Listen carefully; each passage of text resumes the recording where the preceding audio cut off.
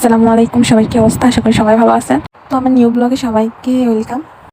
এটা আমার পার্ট 2। বাপের বাড়ি থেকে শ্বশুর বাড়ি আসলাম। তো আসেন আমার রুমে আসেন। আমি আসার পর দেখি যে আমার তো ডাইরেক্টলি আমি রুমে আসি, তারপর দেখি যে আমার রুমের এই হাল অবস্থা। তো আমি তো এইরকম অবস্থায় আমি কখনোই থাকতে পারবো না। তো তার জন্য আমি এখন এগুলো সব পরিষ্কার করব, তারপরে আপনাদের সাথে কথা হবে।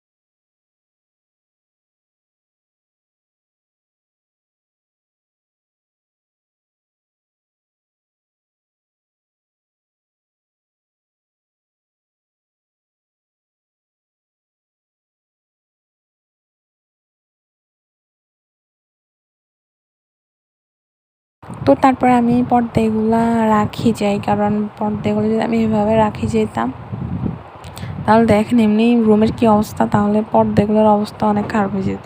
তার জন্য আমি এগুলো রাখি গেছি। তো আমি ড্রয়ারে এগুলো রাখি যাই, চাদরও আমি ড্রয়ারে রাখছিলাম। তো তো ঠিক আছে, ভালো থাকবেন, সুস্থ থাকবেন, আল্লাহ হাফেজ। আমার ভিডিওটা এতটুকু পর্যন্তই।